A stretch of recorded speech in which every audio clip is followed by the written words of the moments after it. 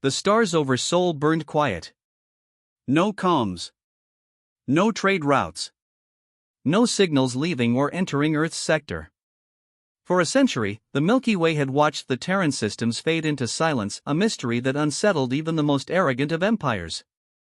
Whispers spread through the galactic corridors, humans vanished.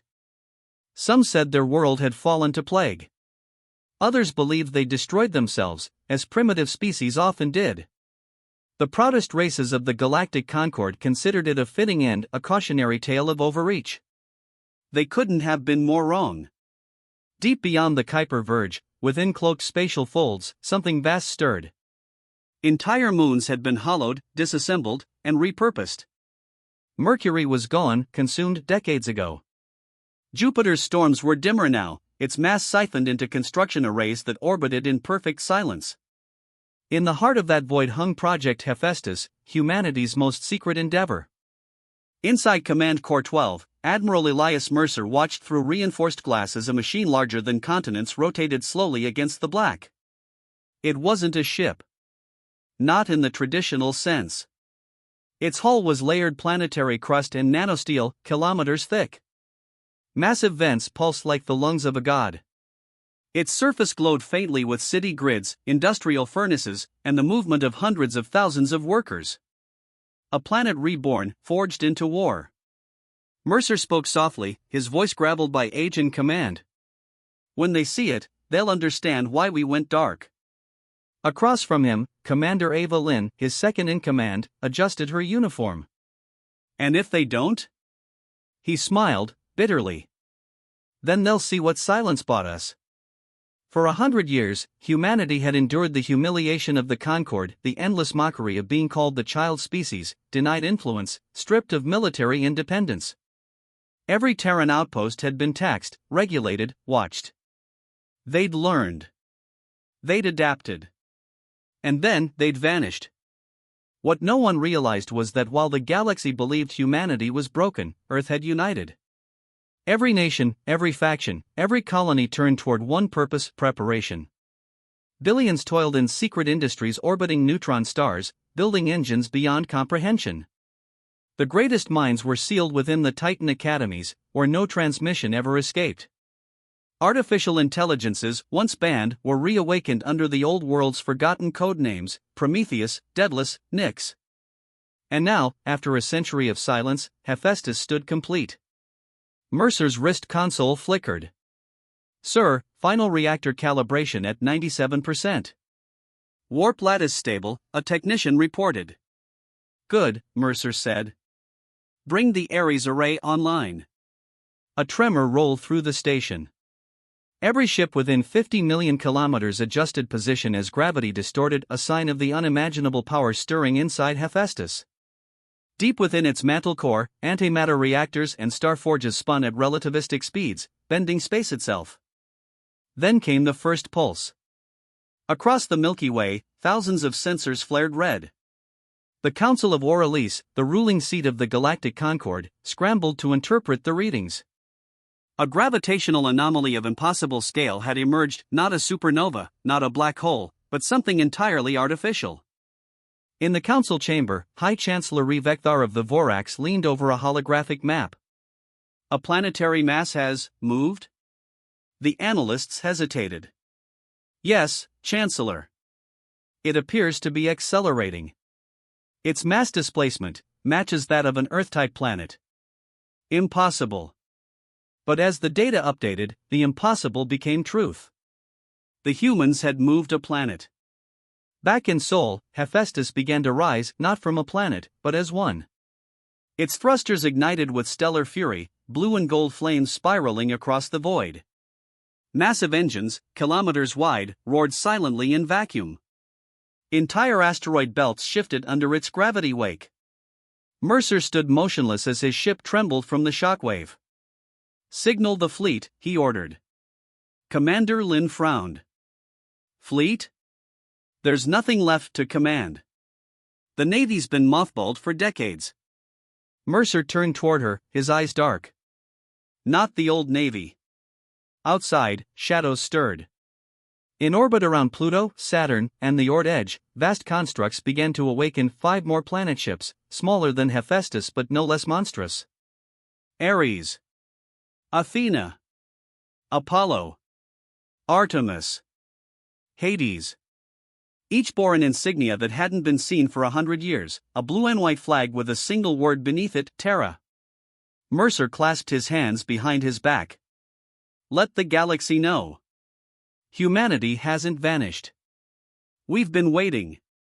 In the following weeks, fear spread through every civilized system. The Concord sent envoys, fleets, even covert operatives. None returned. The Terran borders had become a dead zone, patrolled by automated sentinels that ignored every hail. And then, on the 97th day after the Hephaestus activation, something colossal appeared over the rim of the Orion Spur, a transmission that shook the stars themselves. It was a broadcast, clear and calm, in a human voice. This is Admiral Elias Mercer of the Terran Sovereign Command. To the Galactic Concord, we have no quarrel, but we will no longer kneel. Do not approach Sol. Do not interfere. The era of human silence is over. Across the galaxy, every world that once mocked humanity went quiet. In that moment, every admiral, every warlord, every emperor realized they had been watching the birth of a god. And the gods were waking. The first planet ship left Sol on the 112th day after the transmission. From the frozen colonies of Neptune to the orbital cities above Mars, billions watched as Hephaestus ignited its main engines, fusion lattices the size of mountain ranges roaring with the brightness of newborn suns. Space itself trembled as the Colossus moved, tearing its way out of Sol's gravity well with the slow, unstoppable power of a rising god. To the untrained eye, it was beautiful. To every galactic tactician alive, it was terrifying. No vessel, not even the dreadnoughts of the Concord, could survive the energy output Hephaestus ignited just by moving. Inside the command spire, Admiral Elias Mercer stood at the main viewport. The stars ahead were distorted, stretched by the ship's gravitational field. The hum of the engines resonated through the metallic bones of the structure. Around him, officers worked in near-reverent silence. Velocity at .4 light, reported Commander Ava Lynn, eyes fixed on her console. Course locked for the border of Concord space. Mercer nodded slowly. And the fleet? Ares and Athena report full readiness. Apollo still calibrating its warp lattice. Estimated 20 hours to synchronize. Good, Mercer said. When we cross their border, I want every eye in the galaxy watching. Lynn hesitated.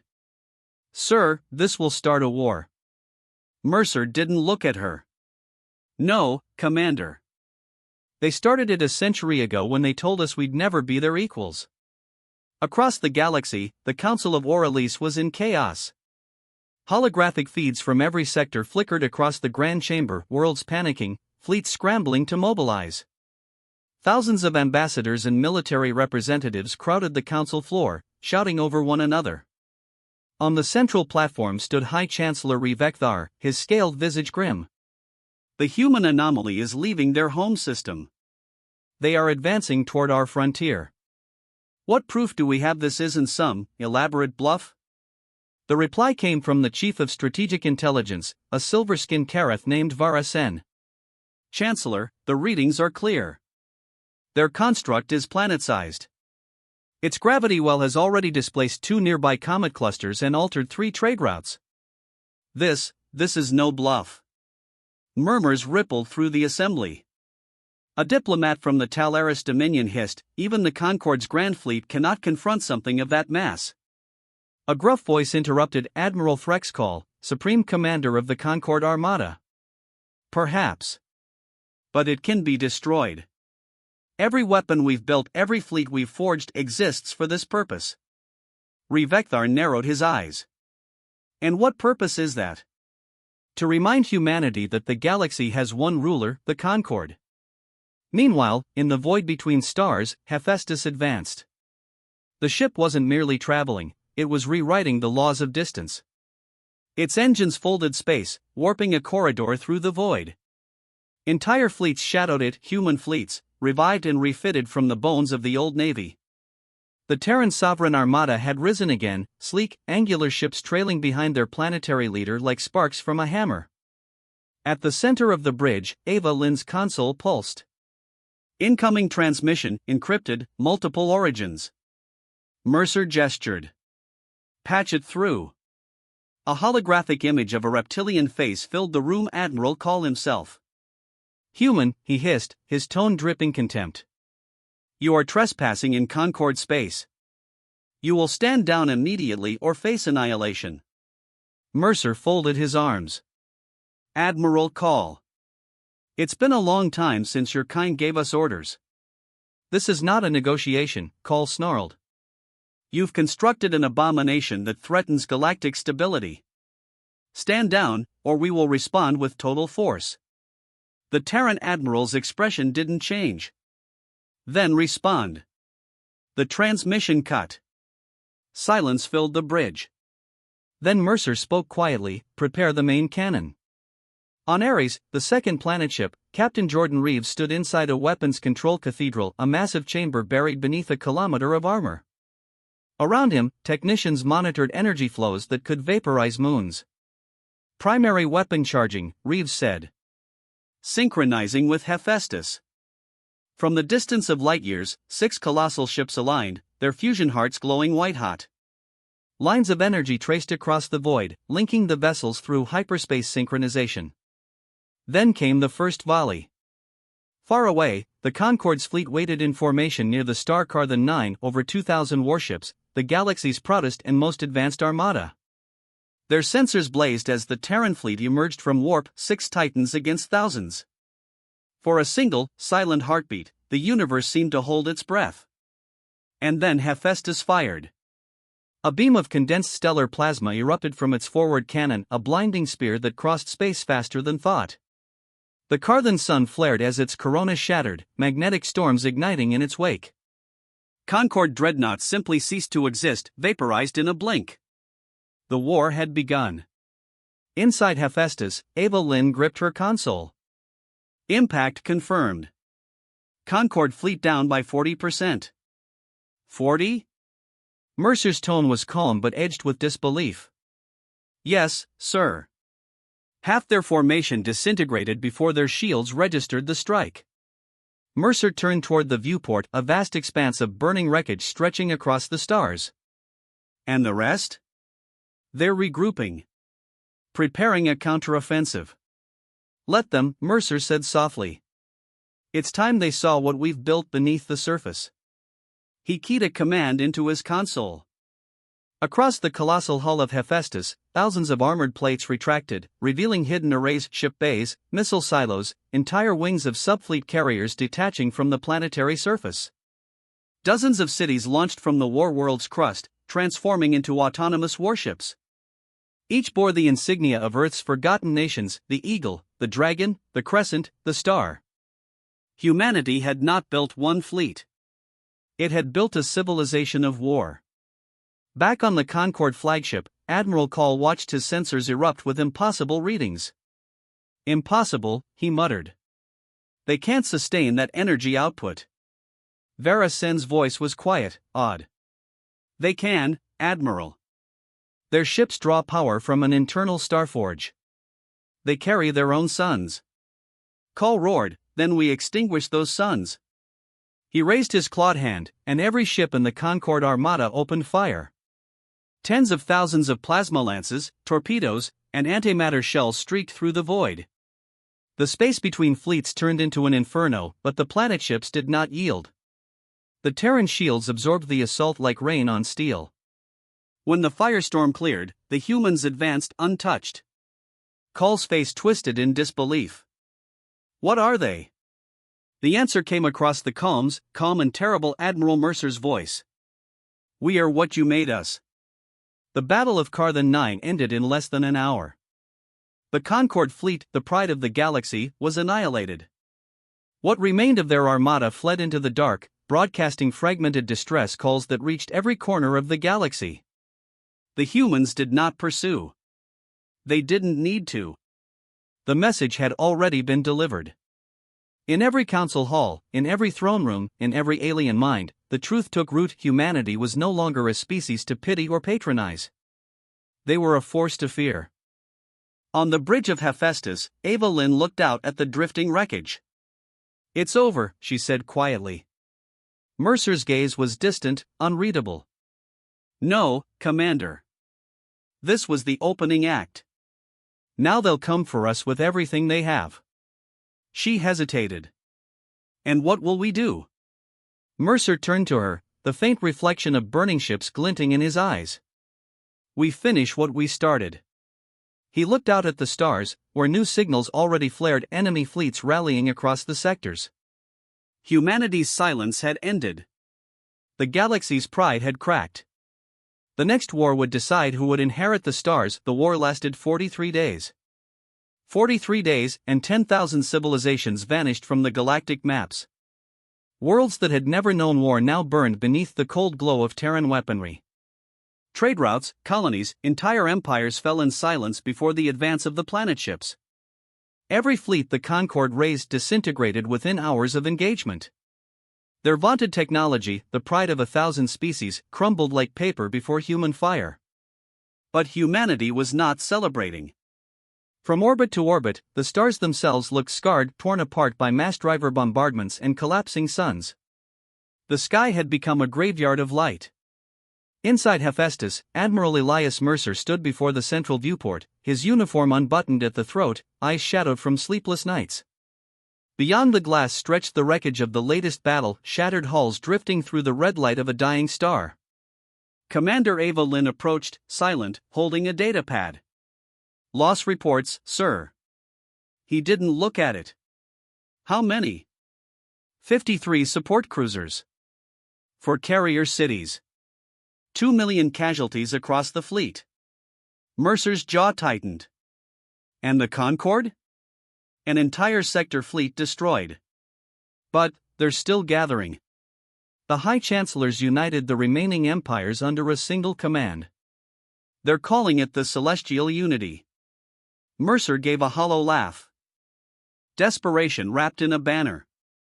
Lynn hesitated, voice lower now. "They're rallying in the Centauri Nexus. Over 8,000 ships. Every major race. Every weapon they have left." He turned finally, eyes meeting hers.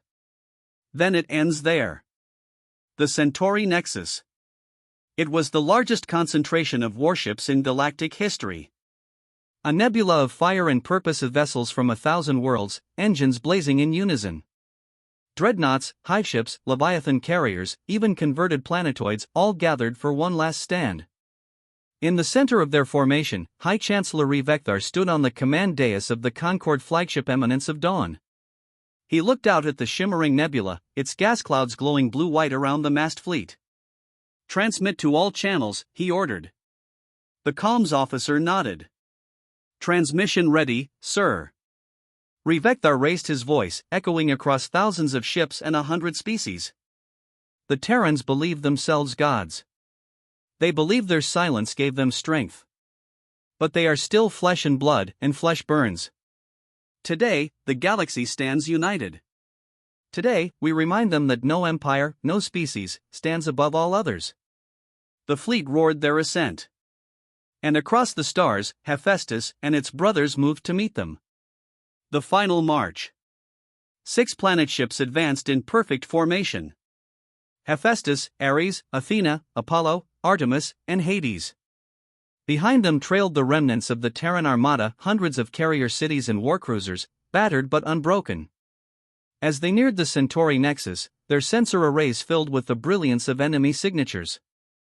The Unity fleet spread across an entire light minute, a wall of light and metal. Commander Lynn stood beside Mercer on the bridge, her voice barely a whisper. "There's no tactical victory in this, sir. They outnumber us 100 to 1. Mercer nodded. "Then we make sure it's not about numbers." He turned toward the holographic projection of the fleet. "Initiate Prometheus Protocol." The AI core flickered to life, a calm voice echoing through the command spire. "Protocol confirmed. All planet ships synchronizing reactor cores. Estimated detonation yield, global class event. Lynn's eyes widened. Sir, you're not. He cut her off gently. Ava, we built these ships not to conquer, but to ensure they'd never conquer us again. The Battle of Centauri Nexus.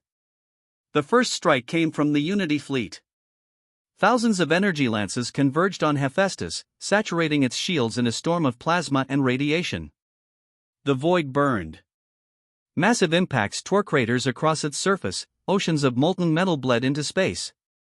Inside, alarms wailed, systems flickered, but the Colossus endured. Return fire, Mercer commanded. From Ares and Athena, titanic beams lanced out, each one carving through dozens of enemy ships. Apollo released orbital bombardment shells, artificial singularities that swallowed entire squadrons in silence.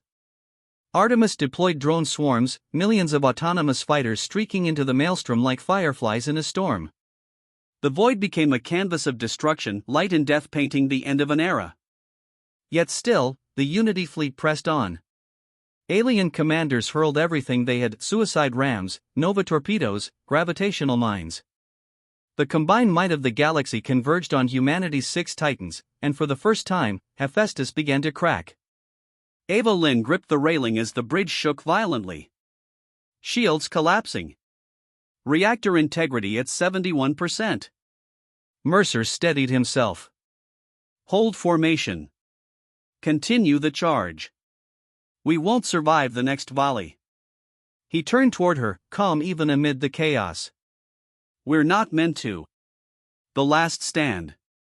In the heart of Hephaestus, deep within the core, the Prometheus reactor pulsed like a caged sun. Engineers and AI overseers worked in tandem, feeding it everything: power, mass, life itself. The ship's core was reaching critical density. Mercer watched the growing light beneath the decks, his expression unreadable. Ava Lynn turned to him, voice breaking. Sir, if we detonate, there won't be anything left, not them, not us. He met her gaze. If this galaxy must burn to be free, then let it burn bright enough to be remembered. Outside, Hades, the last of the planet ships, was engulfed by enemy fire, a billion tons of molten armor ripped apart. Yet before it fell, its commander, Captain Reiner Holt, sent one final transmission to Hephaestus. For Earth. For silence well spent. And then Hades detonated, its reactor collapsing into a localized supernova. The explosion ripped through the Unity flank, vaporizing thousands of ships and tearing a wound through the nebula itself. The galaxy's might staggered. Mercer saw the data flash across his display: one Titan gone, but the enemy broken. Now, he whispered. Trigger Prometheus. The birth of a new star. All 6 remaining reactors synchronized. From across the void, the planet ship's cores began to merge through quantum entanglement, feeding each other's energy. Their combined output reached critical mass, enough to ignite the vacuum itself. The Concorde realized too late what was happening. Detecting increasing gravitational field, a technician aboard the Eminence of Dawn shouted. It's collapsing in on itself. Revekthar's last words were a whisper of disbelief. They're turning themselves into a light. Blinding, all-consuming light. The Centauri Nexus vanished as a newborn star ignited, forged from the death of 6 human warworlds and the arrogance of 1,000 empires. The shockwave raced across systems, erasing fleets, wiping clean the sins of the old galaxy. When the light faded, only silence remained. Years later, explorers would find the Centauri system reborn, its heart a brilliant white sun surrounded by 6 molten fragments, orbiting like sentinels. They called it the Forged Star. No trace of the Terran fleets remained. No trace of the Unity Armada. But on the radiation bands, faint signals still whispered, repeating endlessly, encoded in old human languages. Humanity is not gone. Humanity is watching. When the stars forget who made them burn, we will return. And so, the legend spread that the humans had not died, only transcended. That their planet ships had become part of the galaxy's very soul. The proud Concorde was gone. The old empires crumbled. And from the ashes, new civilizations would rise, all of them remembering the warning carved into the stars. Never mistake silence for surrender.